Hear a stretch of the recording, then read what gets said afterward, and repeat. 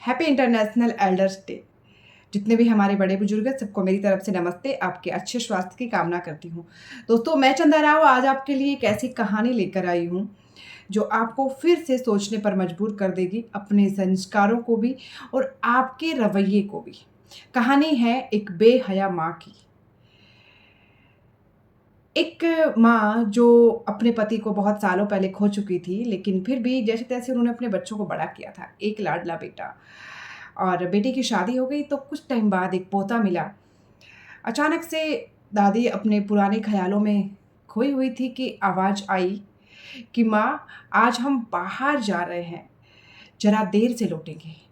माँ जी ने भी कहा, तो बेटा मेरा खाना? क्या तुम डुग्गू को भी लेकर जा रहे हो?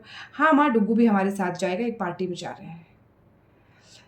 बेटा, बहू और एक 6 साल का पोता, तीनों बिल्कुल तैयार थे पार्टी में जाने के लिए।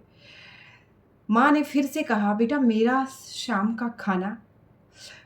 बेटा बोलने ही वाला था कि बहू ने धीरे से बेटे के कान में कहा, अब तुम नया काम मत खड़ा कर देना कि अब तुम माँ के लिए खाना बना दो। मैं नहीं बनाऊँगी, मैं रेडी हो गई हूँ। तभी बेटे ने कहा, तो क्या हुआ माँ, सामने जो मंदिर है आज वहाँ भंडारा चल रहा है, तो आप भी वहीं खा लेना।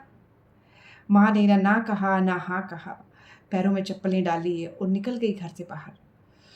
बेटा, बहू और पोता बड़े खुश अपनी गाड़ी में सवार होकर जा रहे थे पार्टी में। रास्ते में अचानक से उस 6 साल के बच्चे ने एक ऐसी बात बोली कि माँ और बाप दोनों सोचने पर मजबूर हो गए।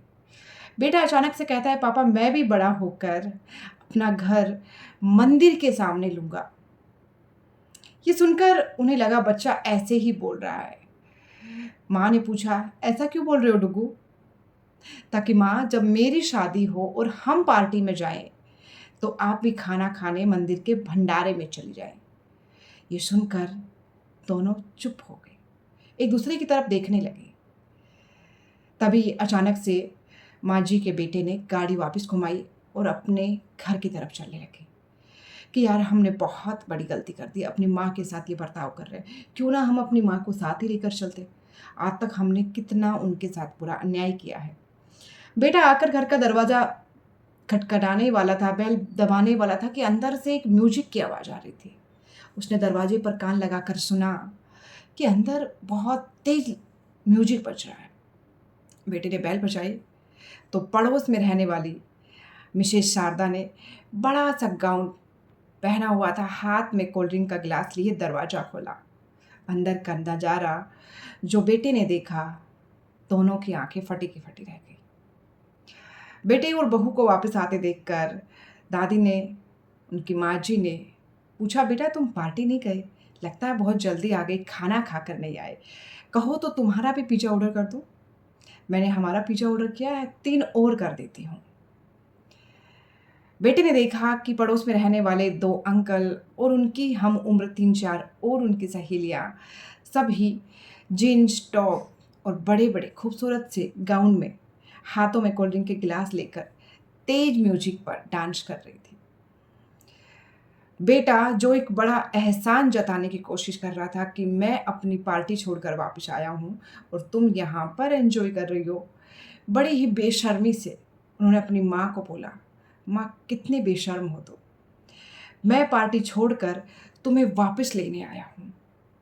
मैं कितने यकीन के साथ तुम्हें घर छोड़कर जाता हूँ और मेरे पीछे से तुम ये सब करती हो। ये बात सुनकर माँ जी ने कोई ज़्यादा रिएक्शन नहीं दिया। बड़े आराम से बोली, चलो बैठो, अभी कोल्ड ड्रिंक और है, अगर तुम कहो तो तुम्हारे लिए भी ले आऊँ? बेटा बोला, माँ तुम्हें शर्म नहीं आती? तुम क्या बातें कर रही हो? तुम्हें शर्म नहीं आती? तुम इस उम्र में जीन्स पहनकर, हाथ में गिलास लेकर इतने तेज म्यूजिक में यहाँ पार्टी कर रही हो? माँ ने सिर्फ एक जवाब दिया कि एक 60 साल की माँ को खाना बिना दिए घर में अकेला छोड़कर तुम पार्टी मनाने जा रहे हो। जब ये बात तुम्हें गलत नहीं लगता, तो मैं अपनी पेंशन खर्च कर कर अपने घर में भी पार्टी नहीं कर सकती? ये बात सुनने के बाद बेटा चुप हो गया। बहू का जैसे मुंह पर ताला लग गया कि अगर तुम्हारी बहू जीन्स पहने तो वो आज का ज़माना है, लेकिन माँ पहने तो बेहया है। तो दोस्तों, इस कहानी से इस वक़्त आपको क्या समझ आ रहा है वो मुझे कमेंट में बताइए। बट इस कहानी से हमें 2 बातें बहुत ही क्लियरली समझ में आती हैं कि हम आज के आधुनिक ज़माने के चक्कर में अपने माँ-बाप को भूल चुके हैं। उन्होंने अपनी ज़िंदगी, अपनी जवानी लगाकर, पूरी ज़िंदगी की कमाई लगाकर हमें उस जगह तक पहुँचाया है जिस पर आज हम नाज़ करते हैं कि मैं तो वो हूँ जो मेरे माँ-बाप कभी बन ही नहीं सकते थे। तुम्हें बनाया तुम्हारे माँ-बाप ने है। दूसरी बात, ज़िंदगी में जितना कमाओ, खूब लगाओ अपने बच्चों पर, लेकिन उसका एक हिस्सा अपने बुढ़ापे के लिए हमेशा बचा कर रखना। क्योंकि बच्चे बड़े होते ही सारे एहसान, आपके सारे फ़र्ज़ भूल जाएँगे। तब आपकी वही बचाई हुई जमा पूँजी आपको एक अच्छी ज़िंदगी जीने में हेल्प करेगी।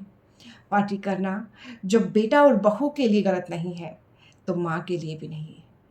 वो भी बचपन की तरह जीते हैं बुढ़ापे को, तो अपने माँ-बाप को बचपन की तरह जिलाइए, उनके पोता-पोती के साथ उन्हें वो ज़िंदगी देने की कोशिश कीजिए, जो वो सच में चाहते हैं।